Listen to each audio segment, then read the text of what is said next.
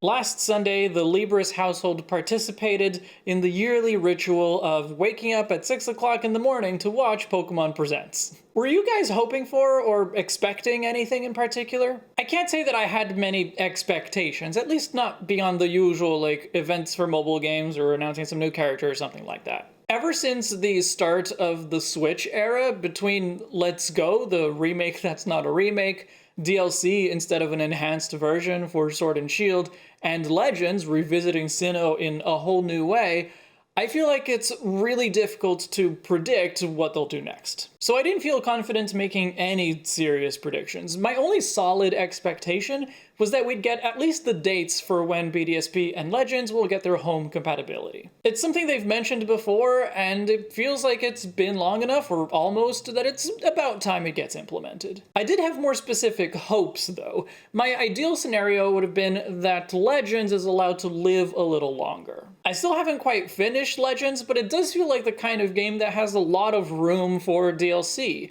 for a new piece of story, a new conflict, a new area to explore. I didn't have any specific idea of what that DLC could be, but I was hoping for something more or less on the scale of the Crown Tundra. Something that could make Legends top of mind again a few months down the line, maybe releasing in late summer. I was also hoping that we'd get an update to Sword and Shield, not like full DLC, but just something to add more of the missing Pokemon and maybe even the Hisuian Pokemon. I just miss the early days of Sword and Shield competitive when everything felt fresh, and I was hoping for something to give me a taste of that. Both Isle of Armor and Crown Tundra did that, so adding more Pokemon could do it again. And it wouldn't take much away from that focus on Legends since the two games are so different. And speaking of different games, I was hoping that we'd get another major spin-off along the lines of Mystery Dungeon DX or New Pokemon Snap. I think spin-offs are a great way to keep us playing Pokemon throughout the year without it getting monotonous. And since those games aren't developed by Game Freak, you also get to avoid people complaining that they make too many games. They announced a Detective Pikachu sequel for the Switch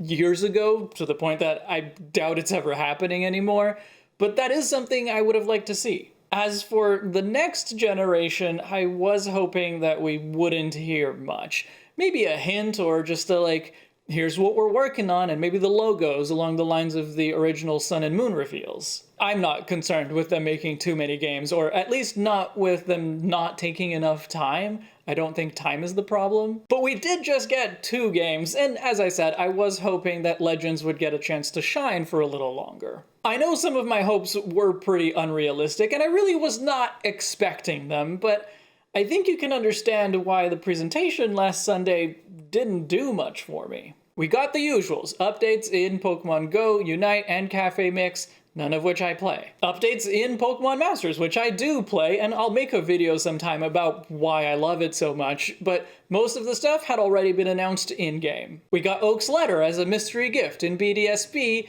about 3 months too late for me to care. But no mention of home at all, though, which I thought was kind of strange. We did get DLC for Legends, though, which is nice. I haven't had a chance to play it yet, and I actually haven't played Legends at all the last couple of days. I'm itching to play it after we're done recording. But from what I can tell, Daybreak does seem to be a relatively small update. Some new stuff, but not the kind of thing that adds a whole new piece to the story. So that's a little disappointing, but I'm glad Legends is getting some level of extension. And hey, I could be wrong.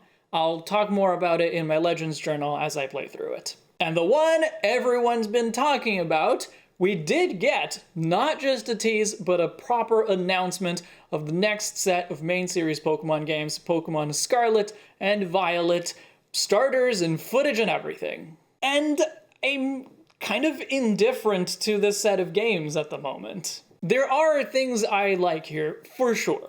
The game looks pretty, better than both Sword and Shield and Legends. The new Pokemon models are great, their new textures are wonderful. I mean, look at those reflections! The approach to the overworld and the distribution of Pokemon seems very similar to Legends, which is nice and gives me hope that they will keep more of the great changes that Legends made. Sprigatito is an adorable looking starter. It's an easy choice for me, although both Fuecoco and Quaxley have grown on me a little over the past few days, so if their evolutions prove to be more exciting, I wouldn't mind taking either one of them. But at the same time, I'm a bit disappointed that it's 2 versions again. I was hoping that Legends was the start of a new era. The region seems to be based on the Iberian Peninsula, including both Spain and Portugal, judging by the maps that you can see in the trailer. And I'm interested in Spanish and Portuguese regions, but it feels like too big an area to condense into a single region. I know these aren't big issues or anything, but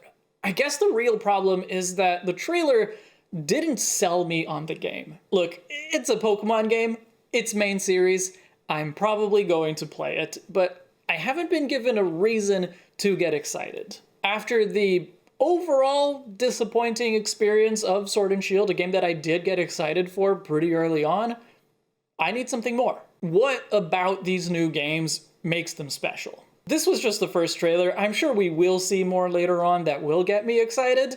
I'm just not there yet. Let me know what you thought, though. If you are already hyped for Pokémon Scarlet and Violet, let me know why. Maybe some of your excitement will rub off on me. If you're wondering about my media blackout, I do plan on doing one for these games, probably my usual 4 months, but it kind of depends on how much we know by then. My Legends blackout isn't entirely over yet, since I do still have a few new things to experience in Legends that I'm trying to make sure to avoid. But it will be over soon, and so I should get a good 4 to 6 months in there of being fully online. Give me a break! Anyway, I hope everyone had a good Pokemon day. We had a friend come over and she brought us some Pokemon-themed snacks, some of which were imported from Japan, so it was a pretty good day. Thanks for watching. Thank you to my patrons and YouTube channel members, especially luxury patron Ethan from Chicago. I'll see you in the next chapter.